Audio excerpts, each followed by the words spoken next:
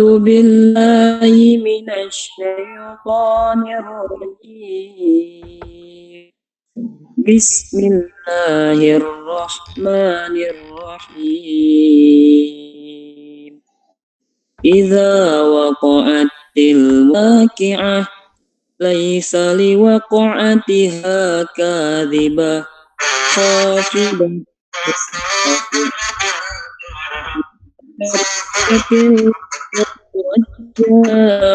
وبست الجبال بسا فكانت هباء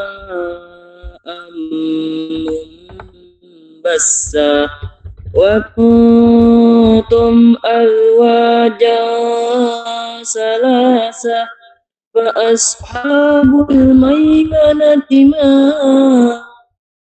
أصحاب الميمنة وأصحاب المسأمة ما أصحاب المسأمة والسابقون السابقون أولئك المقربون في جنات النعيم ثلة من الأولين وقليل من الآخرين على شرر موضونة متكئين عليها متقابلين صدق الله العظيم.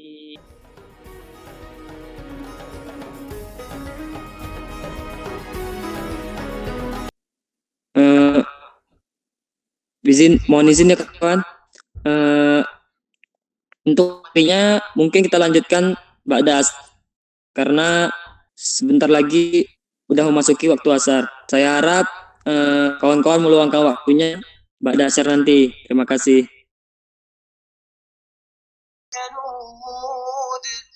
وإنه على ذلك لشهيد وإنه لحب الخير لشديد أفلا يعلم إذا بعثر ما في القبور وحصل ما في الصدور إن ربهم بهم يومئذ لخبير لله أفواجا أعوذ بالله من الشيطان الرجيم بسم الله الرحمن الرحيم الرحمن علم القرآن خلق الإنسان.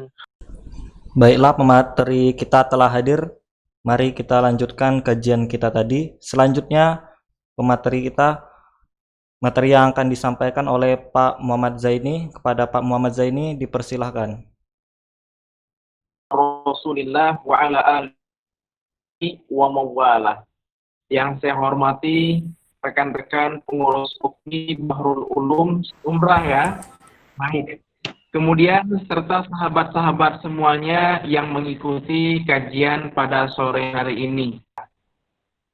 Temanya sangat menarik, milenial dan ghazul fikri, apa hubungannya? Jika kita lihat dari tema yang disampaikan oleh panitia, sahabat-sahabat semuanya, ada beberapa variabel yang bisa kita urai, lalu kemudian kita lakukan korinah. Kita lakukan korelasi di antara beberapa variabel tersebut. Yang pertama, variabel milenial. Jadi milenial ini adalah generasi yang sudah akrab dengan perkembangan teknologi informasi dan komunikasi. Apalagi saat ini kita memasuki era 4.0. Nah, sama juga. Jadi generasi milenial adalah orang yang berada pada era 4.0. Di sini ada kalimat ghazwul fikri. Ghazwul fikri ini berasal dari bahasa Arab. Ada dua suku kata yang mendasarinya. Ghazwul fikri. Ghazwul itu berasal dari kata ghazwah. Ghazwah itu artinya adalah berperang. Dan kemudian fikri. Fikri itu artinya adalah pemikiran. Berarti dapat dimaknai secara sederhana, dapat dimaknai secara letterlek adalah perang pemikiran. Perang pemikiran. Perang itu sahabat semuanya, jika kita sebut kalimat perang yang tergambar dalam pemikiran kita, yang tergambar dalam benak kita adalah terjadinya adu senjata, terjadinya peperangan menggunakan senjata tembak, menggunakan tank, menggunakan pesawat, menggunakan alat tempur dan sebagainya. Nah, inilah yang kita kenal dengan perang secara langsung. Tapi di balik itu ada yang disebut dengan perang pemikiran. Nah, perang pemikiran ini juga adalah perang yang tidak menggunakan senjata, tetapi menggunakan media-media lain, menggunakan sarana dan fasilitas lain. Tujuannya apa? Bukan menyerang secara fisik, bukan menghancurkan bangunan pemerintahan, bukan menghancurkan markas-markas militer, bukan menghancurkan personal secara jumlah yang lebih banyak, tetapi yang diserang adalah pemikiran. Yang diserang adalah intelektual. Yang diserang adalah pemahaman. Yang diserang adalah, ini substansi dari Ghazul Fikri, sahabat-sahabat semuanya. Dan Ghazul Fikri ini, inilah yang menjadi trik bagi orang-orang di luar Islam, bagi orang-orang kafir, kebencian mereka terhadap kaum muslimin. Ghazul Fikri ini sebetulnya sahabat semuanya sudah ada sejak awal Islam. Sebagai contoh dari Ghazul Fikri itu sudah ada semenjak ketika, ini kalau secara prinsip sahabat ya, jadi sebetulnya prinsip dari Ghazul Fikri itu telah ada semenjak diciptakannya Nabi Adam ketika digoda oleh Iblis laknatullah pada saat itu, di mana Iblis menggoda Nabi Adam dan ibunda Hawa agar memakan buah yang dilarang oleh Allah untuk tidak disentuh, untuk tidak dimakan. Karena pada saat itu Iblis juga menebarkan Ghazul Fikri, wahai Adam dan Hawa, sesungguhnya aku sayang kepada kalian, makanlah buah khuldi, makanlah buah yang dilarang itu, maka engkau akan kekal di dalam surga. Demikian juga ketika dakwahnya Nabi Muhammad SAW, ketika dakwah di Makkah pada saat itu, di mana Rasulullah meletakkan dasar-dasar keimanan dan ketakwaan kepada kaum muslimin, memperkokoh keimanan dan akidah kaum muslimin, pada saat itu juga mendapatkan tantangan yang sangat luar biasa. Begitu hijrah ke Madinah, nah, sudah mulai banyak terjadi berbagai macam infiltrasi, berbagai macam penyusupan, baik dari orang-orang Yahudi maupun orang-orang munafik di dalam barisan kaum muslimin untuk menebarkan Ghazul Fikri pada saat itu. Teman-teman semuanya, kalau kita mencoba untuk merujuk di dalam fakta sejarah berkaitan dengan Ghazul Fikri, yang paling mudah untuk kita pahami, yang paling mudah untuk kita cermati dan kita kaji secara mendalam, bagaimana dampak Ghazul Fikri, kita bisa merujuk dalam sejarah kekhalifahan Turki Utsmani, sahabat. Kekhalifahan Turki Utsmani menguasai sepertiga dunia. Tidak hanya menguasai Asia, menguasai Afrika, tetapi juga kekhalifahan Turki Utsmani menguasai Eropa. Sepertiga dunia dikuasai oleh Turki Utsmani. Kemudian memimpin dunia ini hingga ratusan tahun pada zamannya. Tetapi apa yang terjadi, sahabat, di awal abad ke-19, pada saat itu dipersiapkan oleh orang-orang kafir dan orang-orang munafik untuk menghancurkan kekhalifahan Turki Utsmani dari dalam. Melalui siapa? Melalui seorang yang bernama Kemal Atatürk.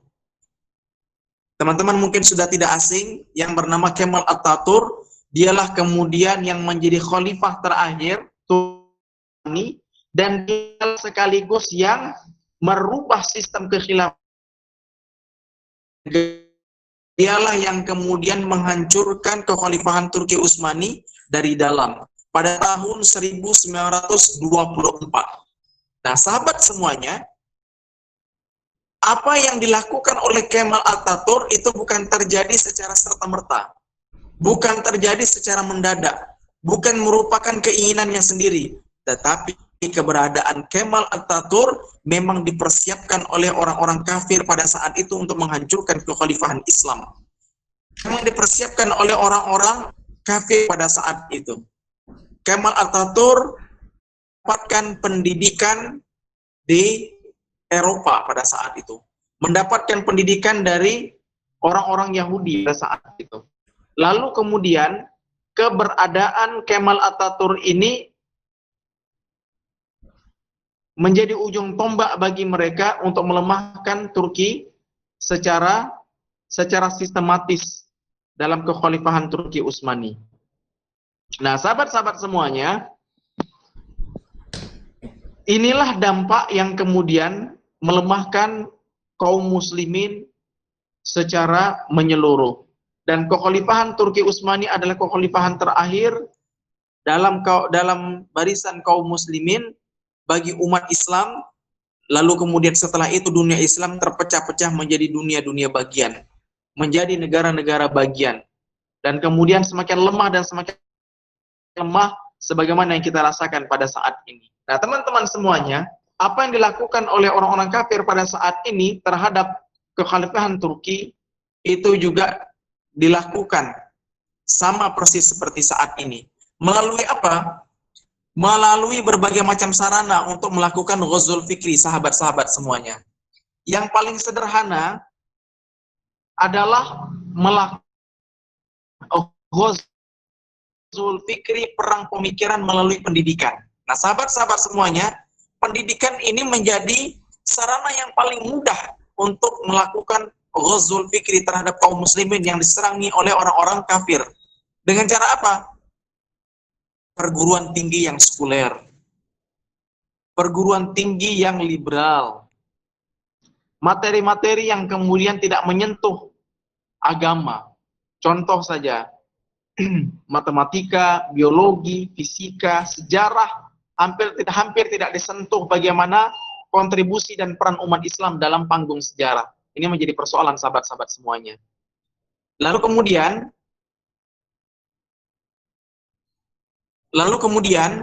inilah yang kemudian mendistorsi pemikiran kita, merusak pemikiran kita, sehingga kita seakan merasakan bahwa kaum muslimin, umat Islam tidak memiliki peran dalam kehidupan dunia ini.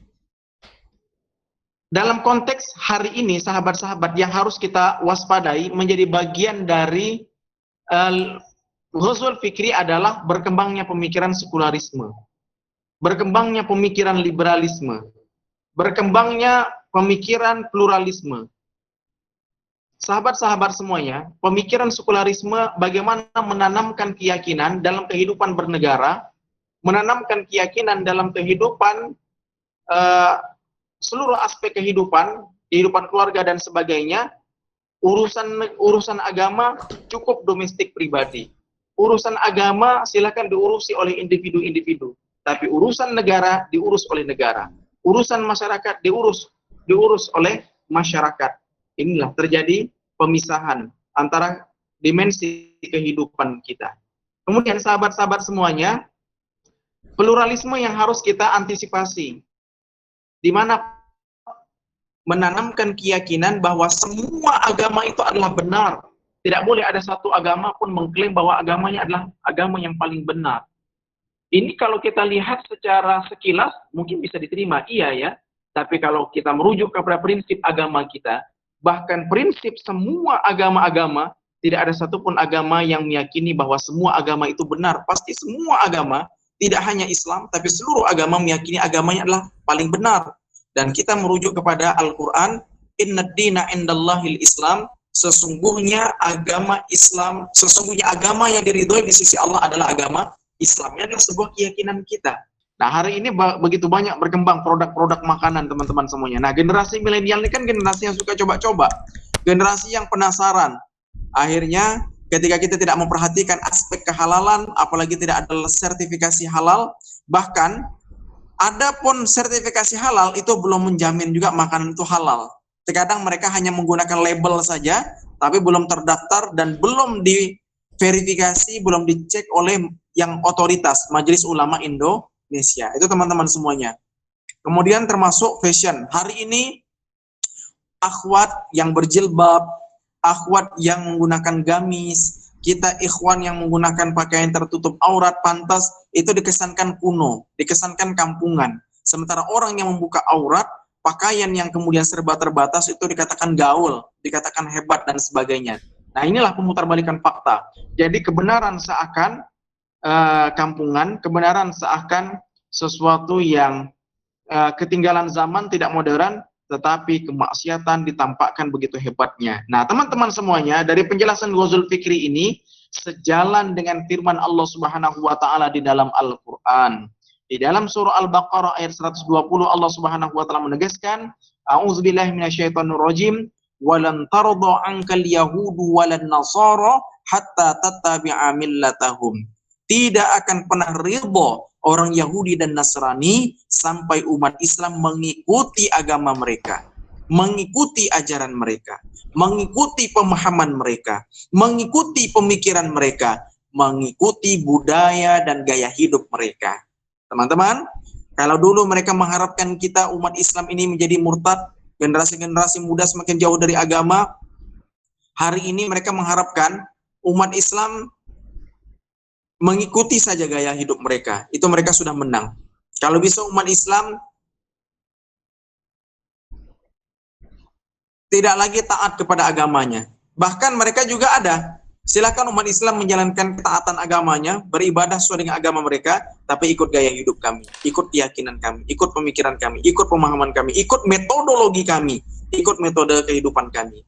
Nah, itulah teman-teman semuanya bahayanya Ghazul Fikri. Jadi hubungannya milenial dengan Ghazul Fikri begitu sangat erat.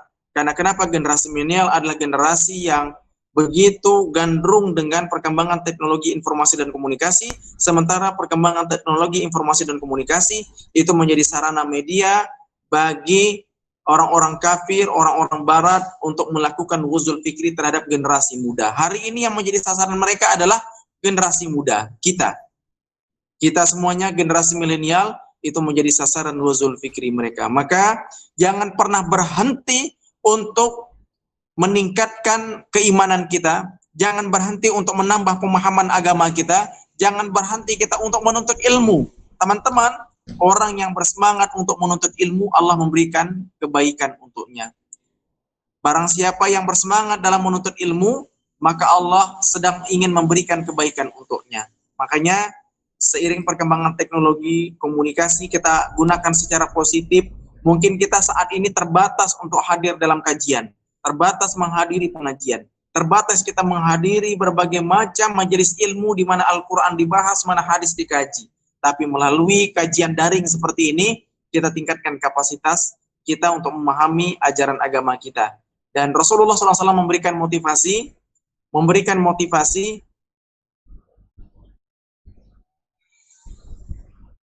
bahwa barang siapa yang berjalan dalam rangka menuntut ilmu, maka Allah akan memberikan kemudahan baginya jalan menuju surganya Allah Subhanahu wa taala. Baik teman-teman semuanya, demikian sementara penyampaian terkait dengan materi kita. Barangkali ada yang ingin didiskusikan, ingin sharingkan, ingin ditanyakan, disilahkan kepada sahabat-sahabat semuanya. Semoga apa yang saya sampaikan bermanfaat bagi saya dan kita semuanya.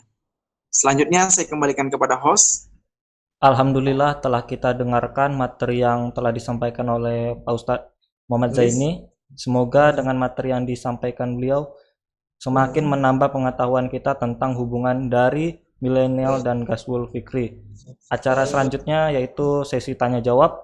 Saya persilakan bagi teman-teman yang ingin bertanya, ketik saja di kolom komentar yang ada di Google Meet. Saya persilakan waktunya. Bagaimana cara? Assalamualaikum warahmatullahi wabarakatuh. Waalaikumsalam warahmatullahi wabarakatuh. Baik, Fikri. Bagaimana cara membentengi anak-anak kecil dari pengaruh Ghazul Fikri saat ini? Karena saat ini serangannya merajalela. Contohnya seperti media televisi.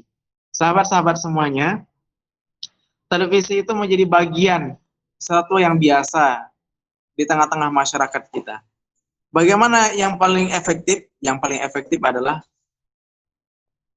kalau masyarakat tidak terbiasa, yang paling efektif adalah jauhkan anak-anak kecil kita, adik-adik kita dari televisi. Sekedar sharing saja, banyak sebagian ustadz-ustadz itu sekarang sudah ada positifnya, ada negatifnya, tapi yang lebih dominan dan banyak adalah negatifnya. Lalu kemudian di rumah mereka tidak ada televisi. Kalaupun ada, tidak dihidupkan televisi. So juga sekedar motivasi saja buat teman-teman semuanya. Ustadz juga sama, di rumah tidak ada televisi, karena televisi itu sangat luar biasa. Contoh saja, kita lihat ceramah,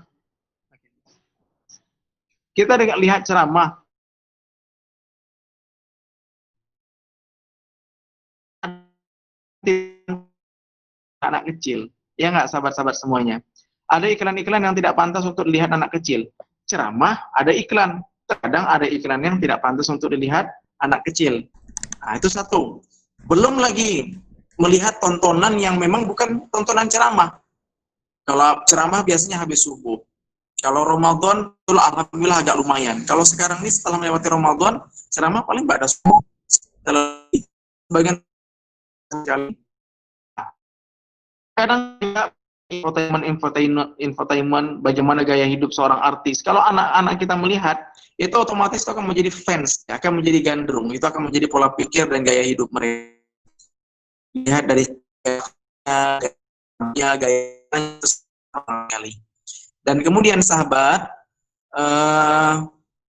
banyak juga sinetron-sinetron yang tidak mendidik untuk anak-anak kita. Maka yang paling efektif adalah, kalau bisa, yang pertama adalah tidak ada televisi sama sekali, itu satu. Yang kedua adalah, kalaupun televisi itu ada dilihat oleh keluarga kita, terutama anak-anak kecil, adik-adik kita terutama, tetap kita melakukan pembimbingan. Nah, kalau perhatikan tayangannya, nggak jadikan mereka nonton sendiri. Karena ketika mereka nonton sendiri, apapun yang ditayangkan itu akan mereka tonton semuanya. Tapi kalau saatnya didampingi oleh orang tua, didampingi oleh kita, abangnya, kakaknya, bisa mengalihkan tayangan yang tidak sepantasnya untuk mereka lihat. Dan itu harus ada pembatasan. Kalau seandainya televisi, ya itu harus ada pembatasan. Yang kedua, teman-teman, tidak hanya televisi. Sekarang anak-anak kecil pun sudah gandrung dengan gadget, dengan handphone. Nah, ini kita perlu memberikan pemahaman. Bukan tidak boleh, tapi belum saatnya. Kalaupun memang mereka ingin melihat, lihatlah yang baik-baik.